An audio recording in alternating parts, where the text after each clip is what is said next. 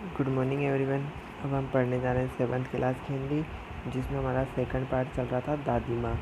अब उसी में हम आगे देखेंगे कि दादी माँ कैसे क्या अपना सुनाती हैं।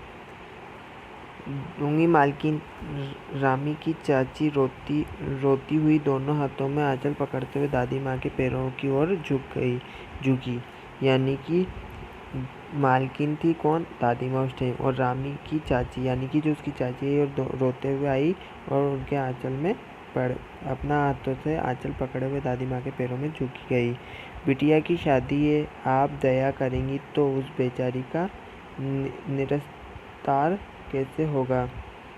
यानी कि दादी अब रामी की चाची बोल रही है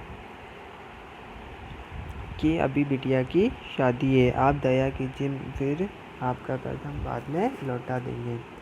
हट अभी नहा के आ रही हूँ। दादी माँ पीछे हट गई। यानी कि उससे दादी माँ ने बोला कि हट मैं अभी नहा कर आ रही हूँ।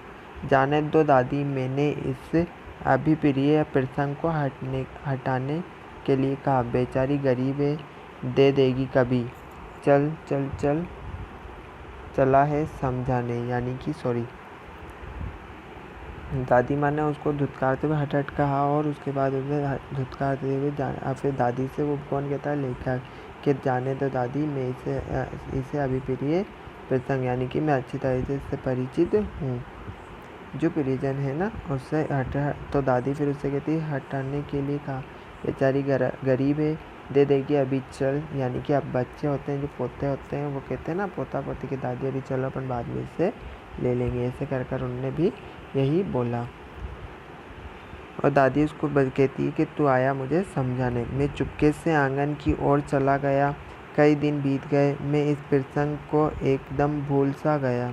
यानी कि जब दादी ने उसको धुतकारा तो वो इधर आंगन में चला गया। कौन? लेखक। पर कई दिन बीत गए, मैं इस प्रसंग को एकदम भूल सा, यानी कि इस बात को वो भूल सा गया। कौन? लेखक। एक दिन रास्ते में रामी की चाची मिली। वह दादी को फलों दूधो नाहों का आशीर्वाद दे रही थी। मैंने पूछा क्या बात है धन्नो चाची? तो उन्होंने विलह होकर कहा। यानी कि अब एक दिन रास्ते में रामी की चाची मिल जाती। किसको? लेखक को। वह दादी को फूलो फलो दूध नाव का आशीर्वाद दे रही थी। मैंने पूछा क्या हुआ? यानी कि अब जब कोई अपनी बड़ाई करे या आशीर्वाद दे, दुआएं देता है, तो हम लोग उससे पूछते हैं कि क्या हुआ चाची, ऐसा क्यों बोल रही हो?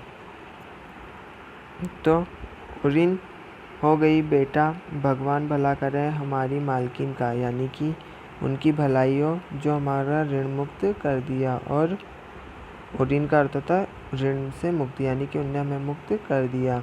हो गई हो बेटा, भगवान का भला करे हमारी मालकिन का।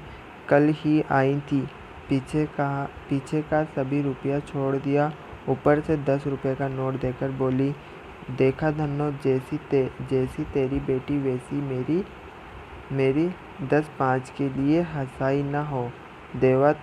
देवता है बेटा, देवता। यानी कि कौन? अब उसको दादी जाती है और जाकर उनको पिछला पैसे का वो सब उनके ऊपर से हटा देती हैं, माफ़ कर देती हैं।